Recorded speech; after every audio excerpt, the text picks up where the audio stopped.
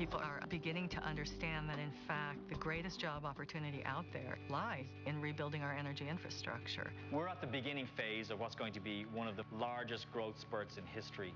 While we feel pretty good about what we're doing, I think it feels even greater being able to make huge profits, huge return for investors, and feel really good about it and doing something good for the planet.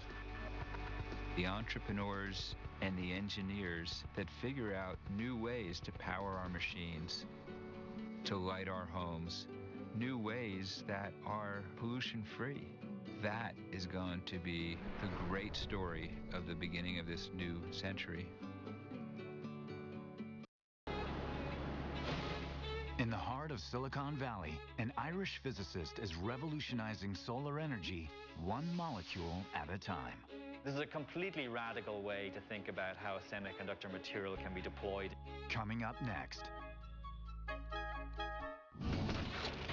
Here in Northern California, in the heart of Silicon Valley, an Irish physicist is radically cutting the cost of making the solar cells and looking to make lots of money by doing so.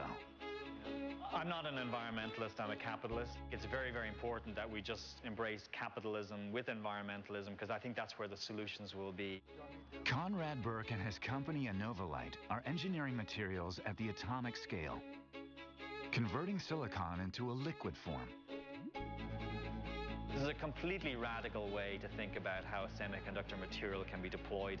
Would you have any recommendations? Burke has made a career of being a maverick. He left Ireland at 21 to pursue the high-tech wave in Japan and went on to become the youngest director ever at AT&T and Lucent. I like technology. I like things that are difficult and that go against the mainstream. Is this going into the Inc. group then straight after this? Innovalight's remarkable technology takes tiny particles of silicon powder called nanocrystals and chemically liquefies them in ink. The solution can then be printed onto any surface with an off-the-shelf industrial printer.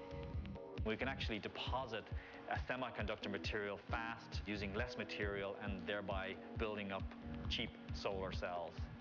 This is a dramatic breakthrough because it means that almost any surface can become a solar cell.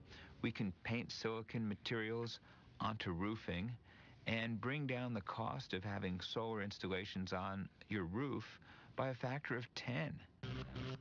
With Innovalight's nanotechnology, the ability to harvest light energy is also vastly improved.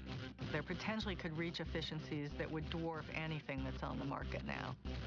One of Burke's remaining roadblocks will be converting his team's successful work in the lab into large-scale production.